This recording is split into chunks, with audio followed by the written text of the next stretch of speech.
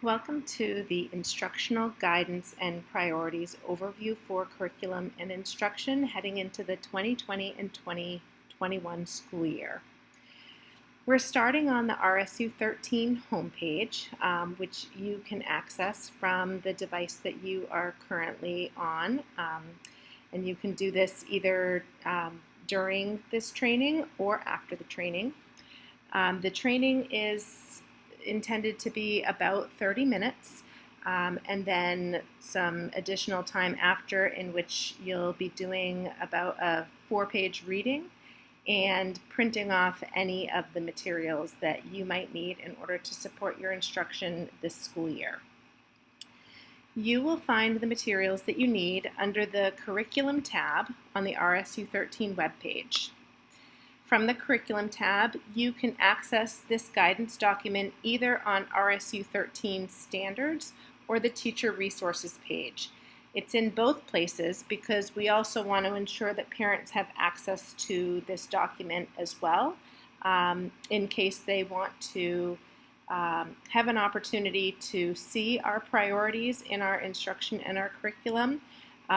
Or to take a look at how I-CAN statements match up with any of the prioritized content. I'll start by showing you on the RSU 13 Standards page where you can access it.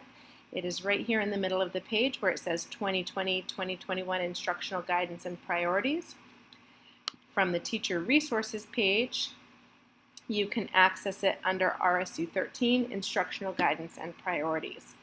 While I'm on this page, I also want to point out that the learning opportunities will be updated to a 2020-2021 school year as we continue to curate resources that will be available for learning opportunities for any of our educators. This is where you can also access Who Knew It, the online professional development platform, and Target Solutions, where we house many of our required trainings. We also have a link here for teacher-curated resources and support for digital learning. I'm happy to help continue to grow that resource out as we find new resources and best practices that we can add to that page. There is a link here for shared resources to combat racism. That's curated currently by the Maine Department of Education. And as we continue to find resources to add to those curated resources, we'll continue to grow that as well. Finally, there's a tech support for educators resource file that was developed by our technology integrators and tech team during the emergency learning. And this is another great resource that was developed in-house for our educators to be able to quickly find support materials for online learning. The tab that we're going to be looking at today, though, is the RSU 13 Instructional Guidance and Priorities. I'm going to go ahead and click on it. It will take you to a document. It might take a little bit of time to load. This is a long document. I believe it's about 147 pages. The first page provides you with sort of a brief overview of the principles that we've established.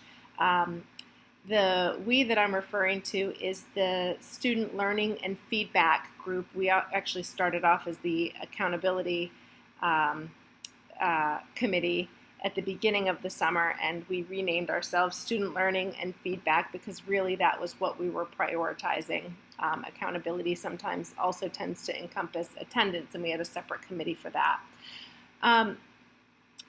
And these are some of the principles that we agreed to, and we were also in agreement with providing this document for teachers in order to help address the question of where do I start with learning when I know that I'm probably going to be facing gaps with students.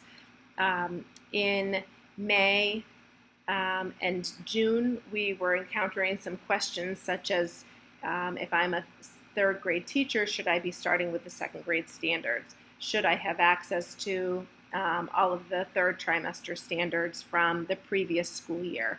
And some of the conclusions that we've drawn are really based on research, webinars that have been attended, and some of the best practices that have been compiled from researchers across the country. So that's really where our principles have been established from. This document itself is a document that was pulled from achievethecore.org. It's this link. I'm not going to click on it. It will just simply take you to achievethecore.org, where you can download the actual document itself. The document itself is a framework that's provided to educational institutions to use freely, not in whole, so we could copy and paste and cut parts that were most applicable to what we needed, which is what we did with this document. There is another document in here that we could not copy and paste from freely, but we could link and use freely, and it's this this link down here, which I will be opening and showing you in just a moment. So this states the following principles are supported by RSU 13 and should be followed while using this document.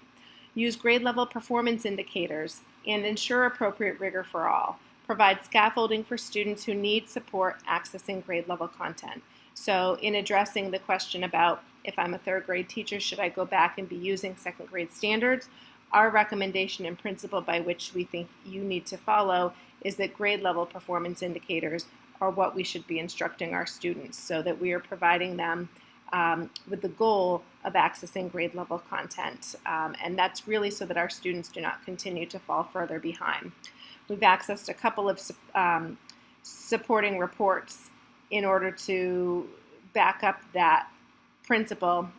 There was a report about students who experienced the hardship and trauma of Hurricane Katrina, and one of the studies was about schools that provided sort of remedial skills and drills for students versus schools that continued to provide the rigor of grade level content. The schools that provided the continued rigor of grade level content while also putting the scaffolds in place to support students did much better than the schools that provided just remediation supports. Certainly we will be encountering students that are going to need a level of remediation, but that is not all we want to provide. Second principle is to emphasize the depth of instruction over pace and simply coverage of performance indicators. We want to make sure that we are getting in depth with the performance indicators that we're prioritizing for students so that they really have an opportunity to gain a deep understanding. We want to prioritize content by asking ourselves the following questions, and the answer to the majority of these questions should be yes. So if you are not a math or a reading teacher, which the rest of this document specifically addresses, you'll want to be asking yourself these questions. And I really urge, if you have an opportunity to work with a team of teachers to address these questions, that would probably be the ideal situation. Does your content extend work from earlier units and grade levels? Does the content extend into future content? Does the unit help students deepen conceptual understanding and subject area expertise, such as expertise with mathematical practices or reading comprehension? Again, even if you're not a reading or a mathematics teacher, if you have a performance indicator that helps to deepen conceptual understanding and links to reading comprehension or a literacy skill in some way, that certainly would be something that you would want to consider prioritizing. And D is the content that students need to know right now. Is this content that students need to know right now in order to continue learning grade level subject matter? Number 4 on this list of principles says to ensure the inclusion of each and every student by accessing universal design for learning principles. And I will click on this link here. We want to ensure that we have multiple access points for all of our learners.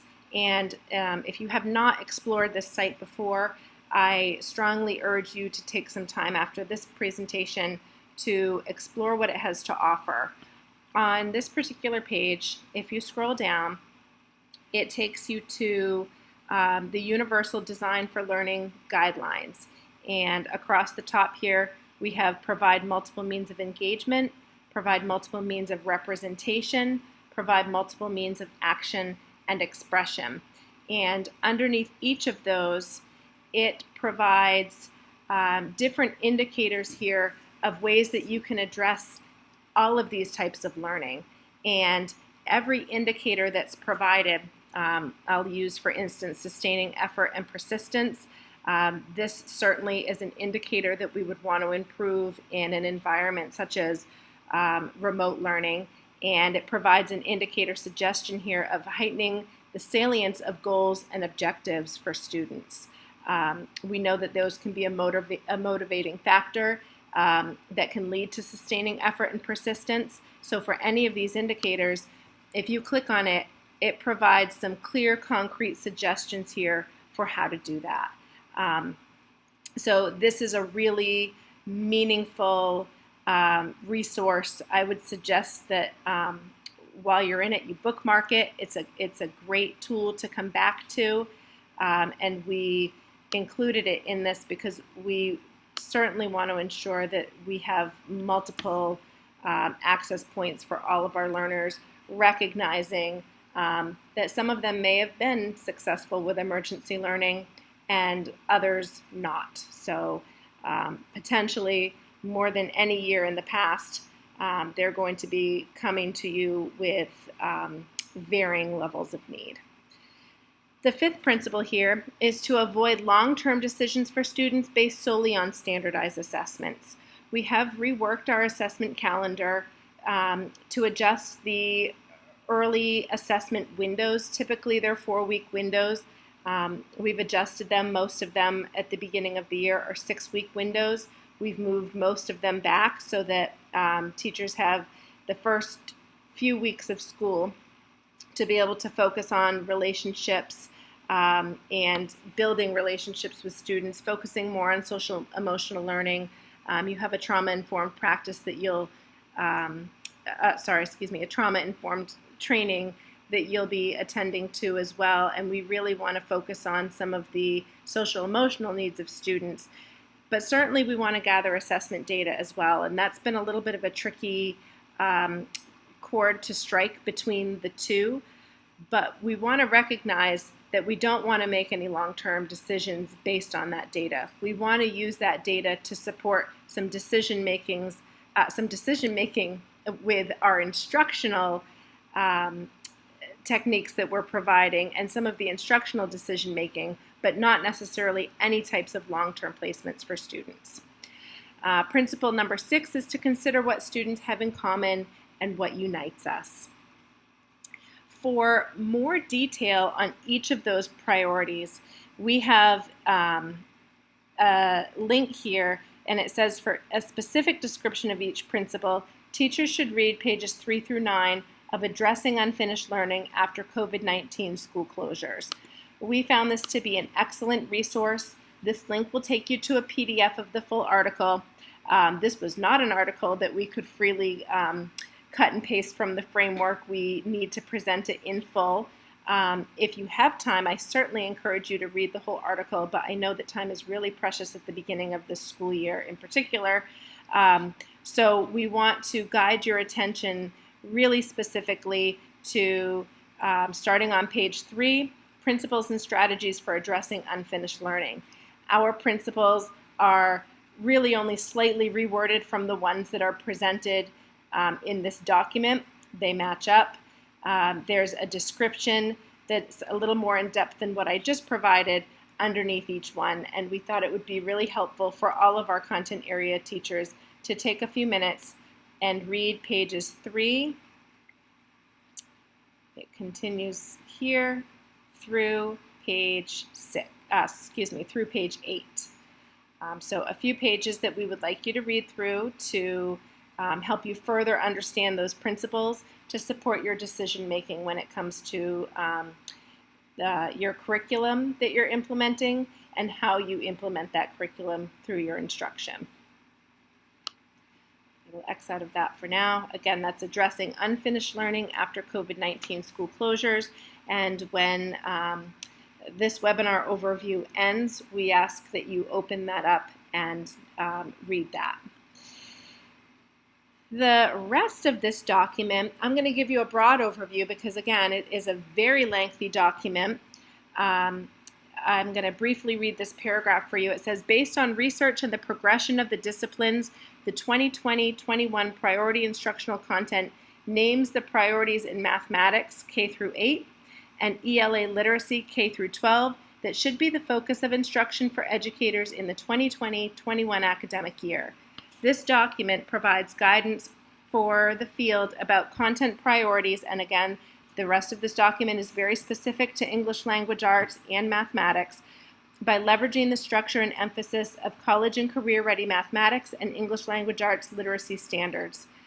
It is critical for the unique challenges that have resulted from school closures and anticipated disruptions in the year ahead, keeping at the forefront principles of equitable instruction that support all students.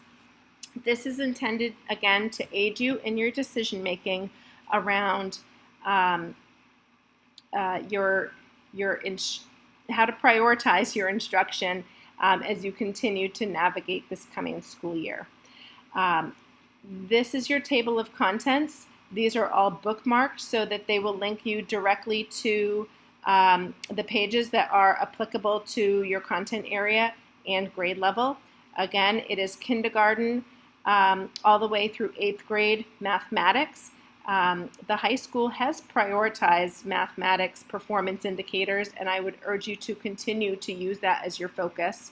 And for English language arts, kindergarten through the 9 through 12 grade spans, our high school English language arts department also prioritized their language, so this will look quite familiar to you. As an overview, I'll walk you through the kindergarten one, really because it's probably the shortest, but also because the layout is almost identical to all of the rest of them. So the layout, the link will take you directly to whichever content area and grade level you're looking at. So starting with kindergarten math, you want to make sure that you read this part that's in highlight here, where to focus kindergarten mathematics. And you also want to make sure that you take a look at this focus document. Every single mathematics page that's provided here for guidance, every single grade level brings you to a focus document that's applicable to that grade level. And it's from achievethecore.org. So if I take a minute to click on this, it will bring you to an achievethecore.org website where it shows you what the major and supporting clusters are in mathematics for that grade level. It highlights the major work of the grade spans. It highlights any required fluencies. If this were first or second grade, and it indicates up here what the grade level is, but if it were first and second grade, it would also highlight any prerequisites going into the course. So this will really be an additional helpful tool to help you in your decision making as well. But I do want to mention that the document that's provided, even without clicking on this link, will show you quite specifically how to prioritize our RSU 13 I-CAN statements and performance indicators. But I just want to show you everything that's available since we're doing this overview. The second page of this document, and again, I've clicked into the achievethecore.org, so this is specific to achievethecore.org, but it shows you the progression of the major work from kindergarten to 8th grade. So when you see in the document that I'm about to show you the major focus areas, this is where that language comes from. I'm going to click out of here for right now. Again, every grade level in mathematics has that focus document. I would encourage you to print those off. I think that they're very helpful. This next part just talks about what the table below is going to show you. It says it's going to name the priority instructional content at each grade. It does align with all of our I-CAN statements. You will see them in there. They are color-coded just as they are on all of our other documents. They provide considerations for addressing grade level content in a coherent way. They articulate selected content from the prior grade that may need to be supported. So it might say, if we were looking at the second grade one, for instance, what you might go back and revisit from the first grade, if you need to go back and revisit any of the first grade material for instruction in order to shore up that instruction so that they're more prepared for that second grade language. Again, that's slightly different from having to revisit everything that was taught or everything that would have been covered in third trimester. It's really helping you to be purposeful with your decision making, and it's telling you which one should be the priority. It suggests where adaptations can be made to help you to save time, and it provides suggestions for ways to promote social, emotional, and academic development and every grade level does this. So there's something at the end that's called a SEED table, and SEED here stands for social, emotional, and academic development, and provides you with some really concrete strategies. The next part of this page includes definitions. All of these words you'll see in italics: combine, limit, eliminate, incorporate, integrate, emphasize, or prioritize. The definitions are provided for you on this page. You'll see those words listed under any of these considerations. So for example, there's combine, it's in italics, there's integrate, it's in italics. And the way that this is set up in mathematics is two tables. Table number 1 is considerations for addressing priority grade level content.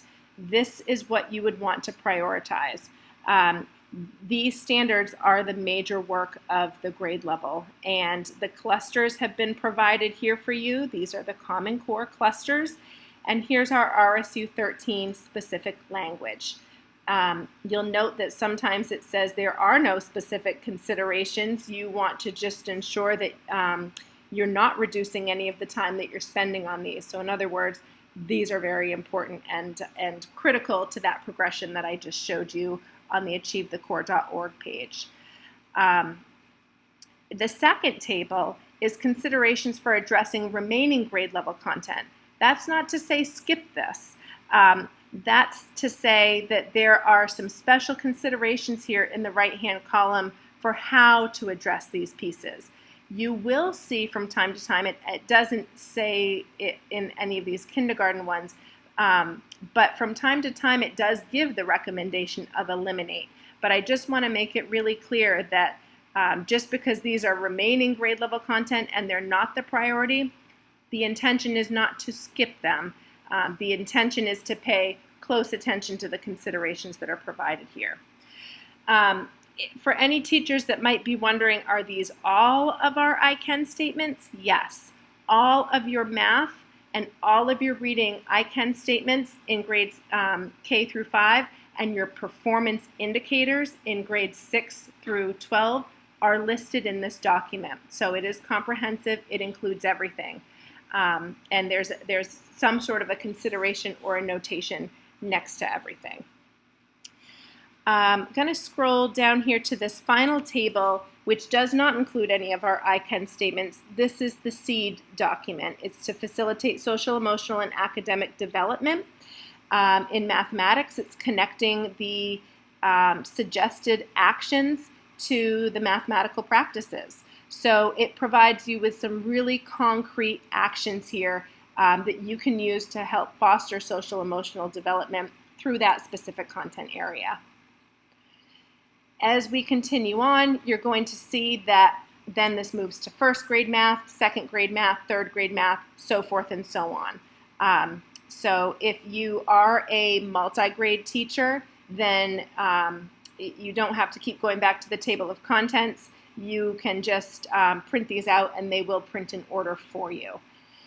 I am going to flip back to the table of contents, and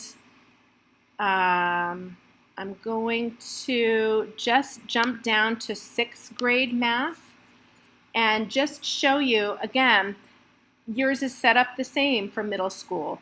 There's a focus document here, all of the that takes you to the achievethecore.org.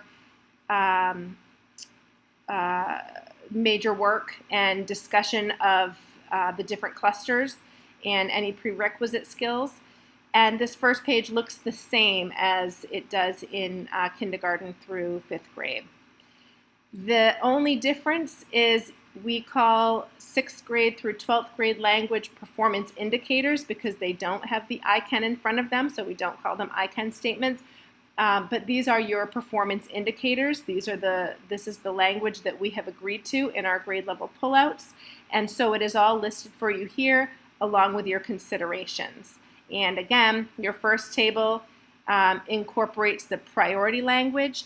I do want to mention here that there were some decisions that were made in grade levels where we may not have included language that we would want to assess students on.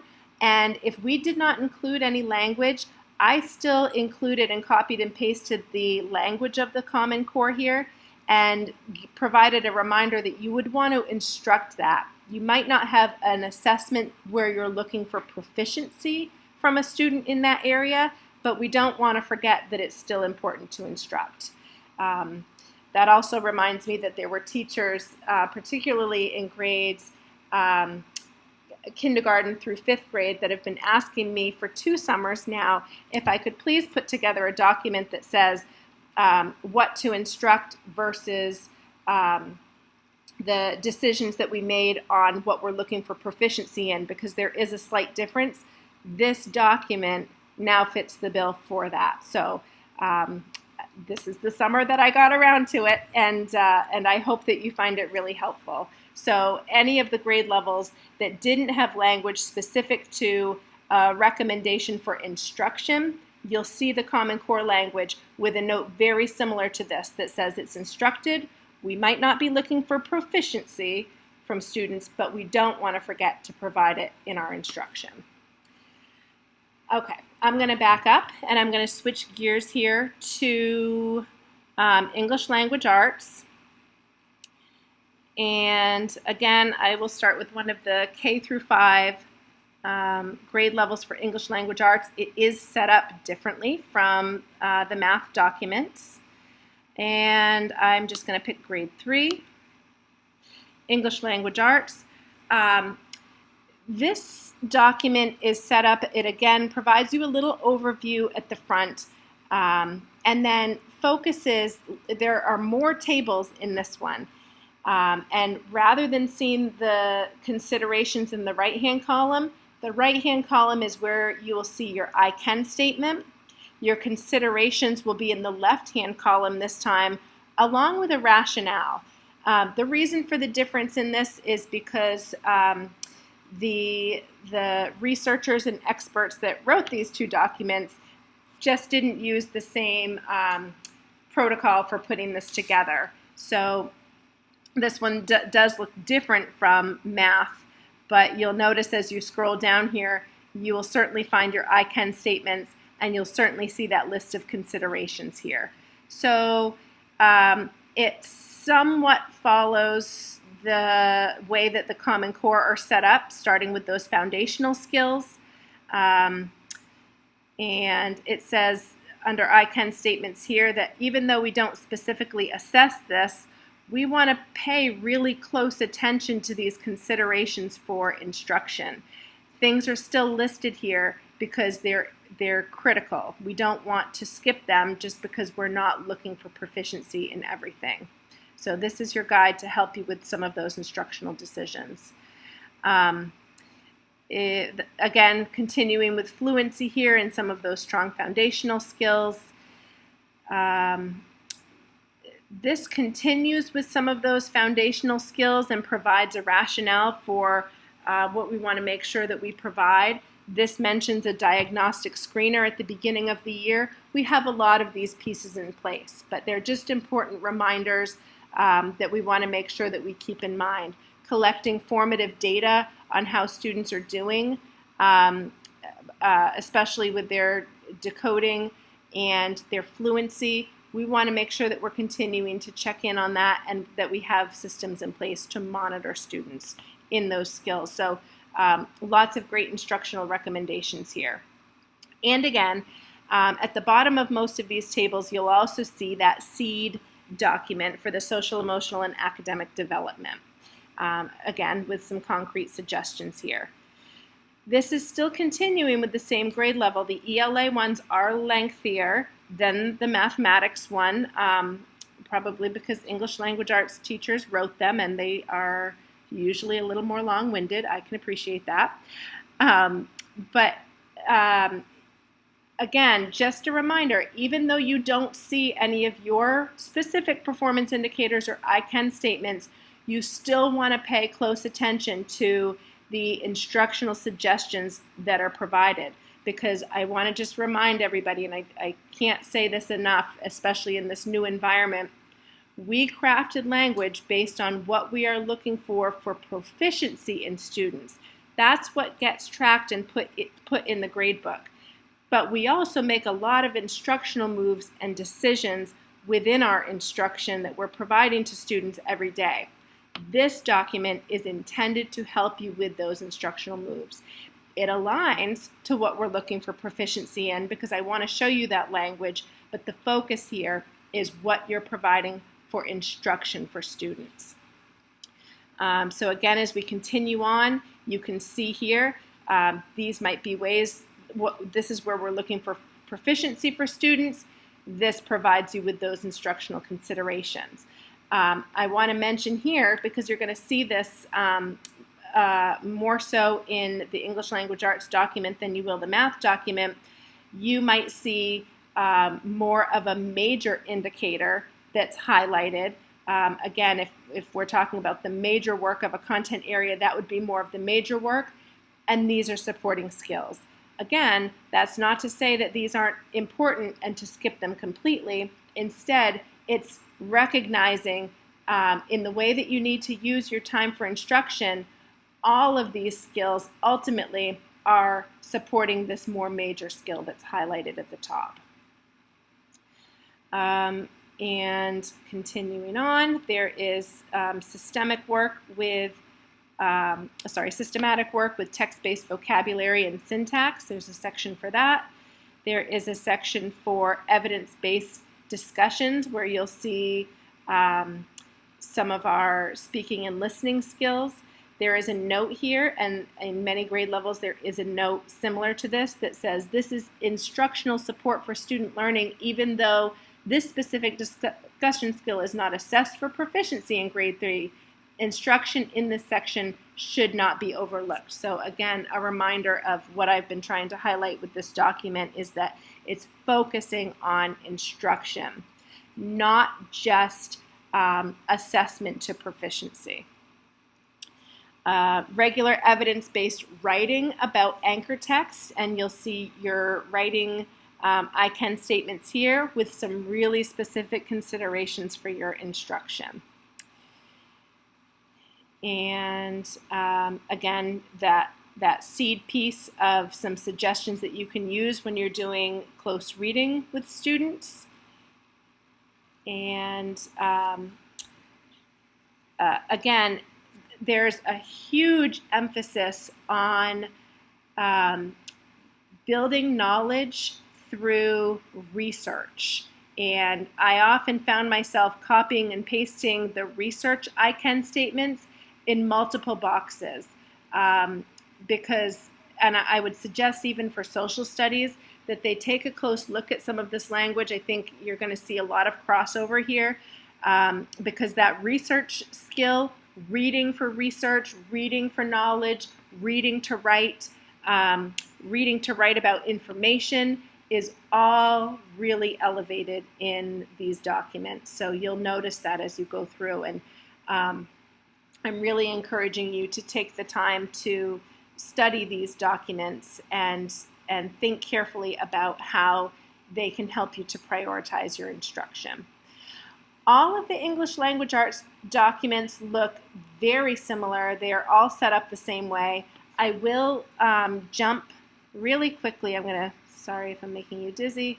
I will go back to the top here for just a moment. Let's see if I can do this faster. Okay, and I'll just pick a 7th grade one this time, just to show you again that it is set up the same way as the 3rd grade sample that I just showed you.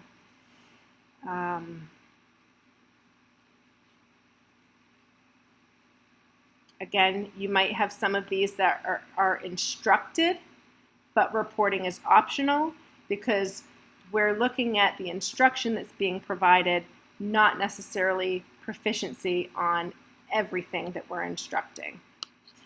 So I'll go back one last time here, and I'm going to click on the 9 through 12 English Language Arts.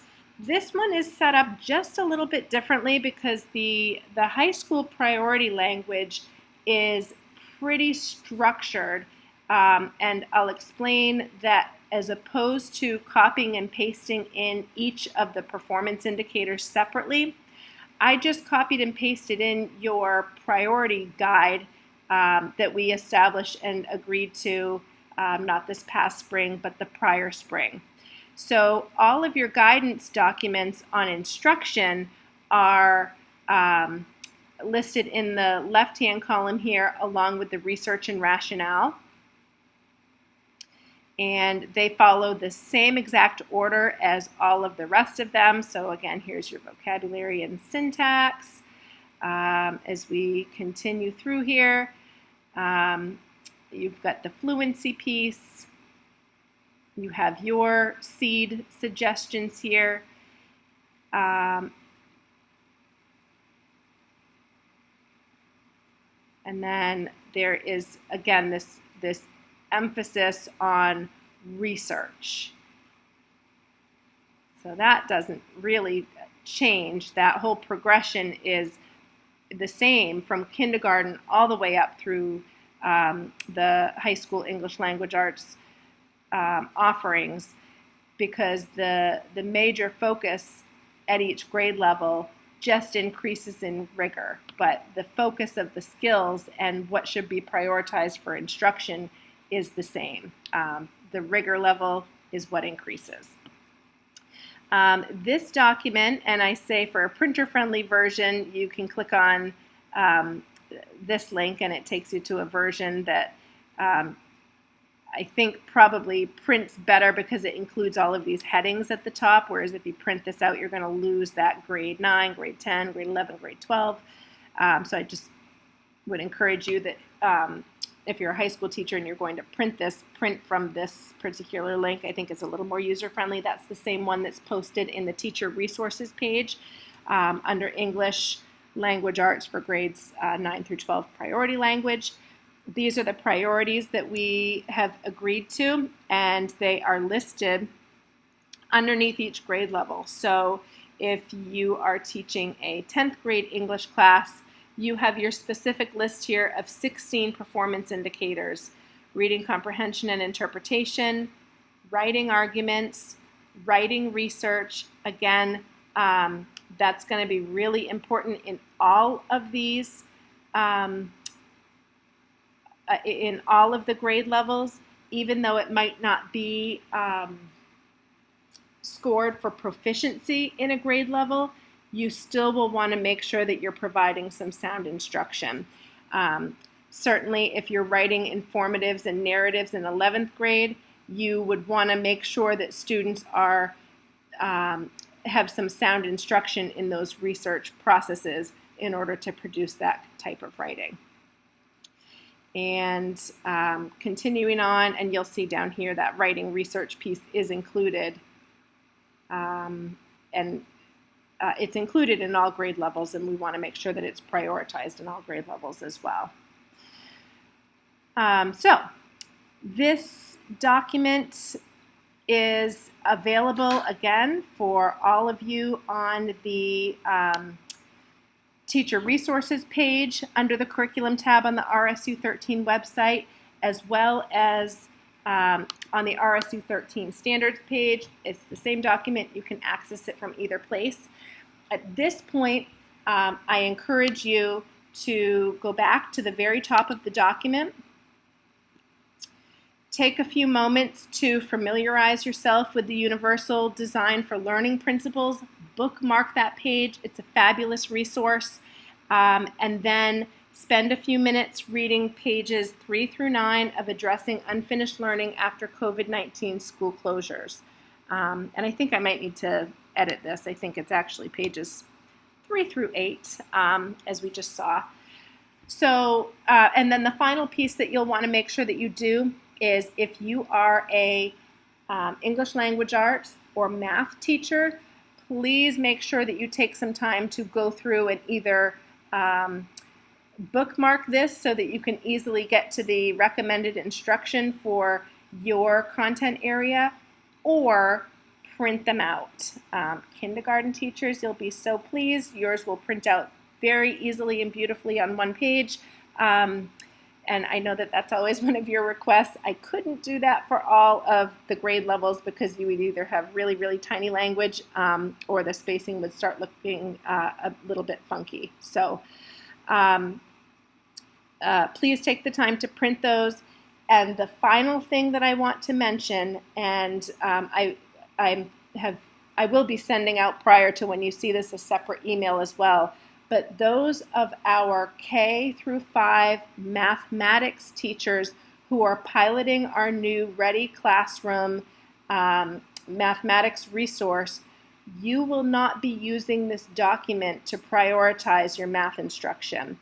You will follow the curriculum materials that are provided through the pilot so that we can try the pilot, so that we can run the pilot and do so with fidelity so that you can provide the best feedback possible. We do not want you going through the pilot materials and the new math program and trying to redesign anything based on what's provided in this document. We actually feel that what's provided in the program does that anyways. It does focus on the major work of what's provided in each of the mathematics progressions.